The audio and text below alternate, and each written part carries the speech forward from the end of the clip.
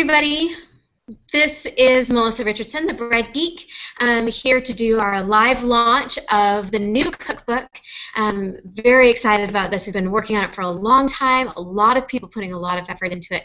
So I'm very excited to be able to share it with you today and show you some of the great things that you can look forward to with this new book, the things that you can make, the information that you'll get. I'm very excited about that. Just so you know, for people who don't know, I have two books kind of in this series, the first being The Art of Baking with Natural Yeast, and this one's available on Amazon. And this is kind of, you know, all the information about how to do natural yeast and the reasons why. The second book, which just launched today, is Beyond Basics with natural yeast. And this book, it can work as a standalone. It is great as a companion, but it has all the recipes that you need to just cook anything that you could possibly want to with natural yeast, which we know is kind of a challenge when you're trying to bake healthier for your family. Using wheat, you just kind of run out of ideas at a certain point. So this would be so great for you. So let me tell you a little bit about the book. It has over 60 recipes, sweets, savories, dinner ideas, everything that you could think of. In addition to that, I mean, like, just to show different kinds we have in there, we have over 15 international bread recipes, 6 different kinds of crackers. We have all these different things that's going to be so yummy for you and for your family. I also want to show you some of the things that we have just introduced. Now, I can't, you know, I'm going to do a little bit of a screen share in a minute, but I just want to show you some of this. I can't do screen share for all of it because of copyright stuff. But in the book, and these are some of the things that I'm most excited about, that I really, if you don't know anything else about what's in this book, I want you to know this. Here in the opening part, there is, like in the first book, there is a thing that allows you to mail away for a little packet of dry starter flakes, so you can start your own starter. And this is courtesy of my my co-author for my first cookbook, Caleb Warnock. So we have that there. Then this is a little bit of a summary. This is why I say it can be standalone. It'll tell you exactly what you need to do with your starter to keep it healthy and happy. A nice new little chart, if you can see that there, that takes you through the power feeding cycle. If you've read the first book, you know what that is. If you haven't, then now you'll know. Here's the thing I'm most excited about. This is the 5 critical keys to success. Since I have taught so many hundreds of classes, I found what a lot of the common pitfalls are with starter baking. So what I've done is I've taken all of those things and the common remedies to those problems and put them into these 5 critical keys to success. Almost, I'd say, 85 to 90% of the time, when someone emails me or messages me with a question, it can be answered by one of these 5 things. So you really want to make sure and check out these 5 critical keys to success. They have pictures to show you exactly what you're looking for with your starter. Very, very informative. The other thing that I do is I kind of a get to know you. Helping you get to know your starter. It goes into depth on exactly what are wild yeast, how do they work in your starter, what do they do in there, and the same thing goes for the lactobacilli. So those are some of the things that I am really excited about as far, you know, as technicality goes, teaching you to be successful with your starter. And that's my main goal with all of this. I want you to be successful with your starter and baking with it. Because we all know, unless you're making something delicious you can put in your mouth, all the good intentions in the world are going to go out the window. I mean, you can only not eat bread for so long or eat really, really terrible bread for so long before you just want to give up. I've been there. We've all been there. So these tips will help you do better with that. The other thing that goes along with that is at the back, I also included a troubleshooting guide. And this is kind of a, what if, like, my starter gets liquid on top within hours of feeding it? And these are, and then I go into here into the detail of, okay, is this happening? Is this happening? You know, like, and give you ideas for what to do to troubleshoot your starter. So this will also be a very, very handy guide for when you're getting started and you don't know exactly what's happening with your starter as you're experiencing new things. The other thing that I'm excited about is I made sure to go through and I categorized a lot of these recipes for things that are important to a lot of people right now. The first being diabetes. A lot of people are suffering from diabetes. A lot of people are turning to natural yeast as a way to be able to eat bread and be able to do it while still managing their diabetes. So I have come up with this symbol key. You can see here there is one for diabetic friendly, one for vegan recipes if you are concerned about eggs or milk. These are vegan recipes. And that said, I do mention in here that these are the recipes that are inherently vegan. Pretty much every recipe in this cookbook could be vegan with one or two easy substitutes. So it's just all the recipes that are inherently vegan are marked by the little leaf symbol. These ones are so exciting. No weight recipes. Yay! You can just use your starter straight up and write in a recipe and cook it right away.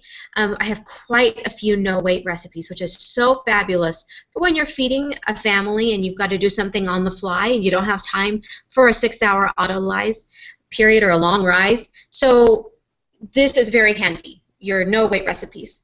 And then last of all, the one I'm most excited about are our contest winners. I held a contest at the beginning of writing this book to, I was getting so many emails from people telling me about the amazing recipes that they were making with natural yeast. They were taking their favorite recipes and turning them into natural yeast recipes. And I was just so impressed that I wanted everyone to be able to share all these recipes. So I held a recipe contest, and all of the winners of the recipe contest were able to submit their recipes and have them published in the cookbook.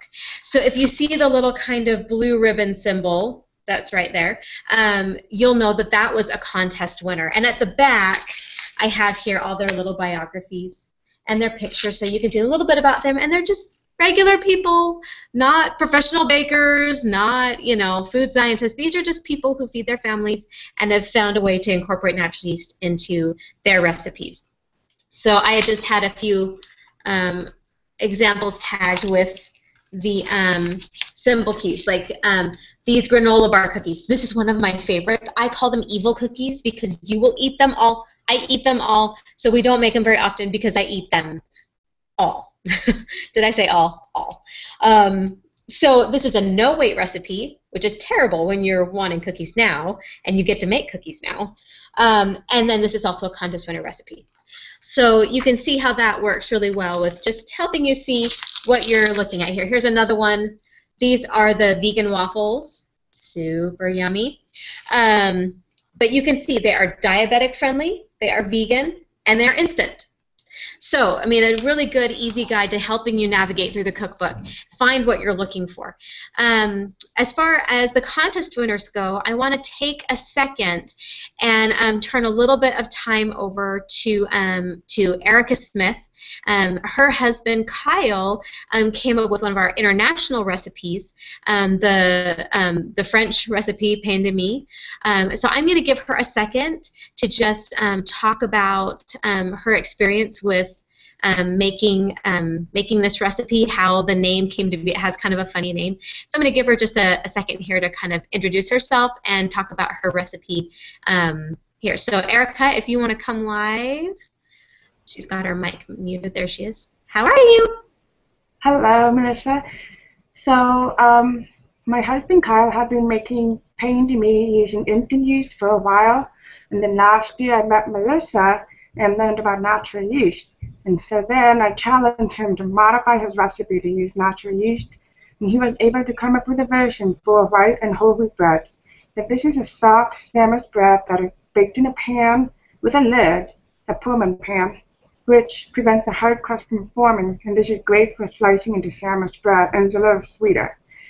And so one night, my husband, parents were visiting, and they were staying at our house, and they went to bed, a little early, and so Kyle got to work on making his dough, and he liked to use a slap and fold method, and so his parents were sleeping upstairs. We're trying to sleep, and my husband is slopping up bread on the counter, making this huge thunderous sound, throwing it on the counter. And someone said, maybe it was you, Melissa, if the cat doesn't run away, then you're not doing it hard enough. And so the next morning, they kind of came down and complained about, it sounded like thunder last night, and so we just had a good laugh about it. But it's one of our favorite recipes. So, yeah. Thank you, Erica.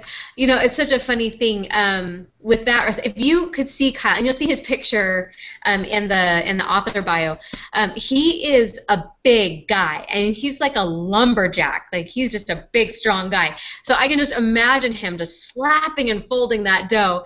And so, this recipe, and let me just show you what it looks like a little bit on this picture.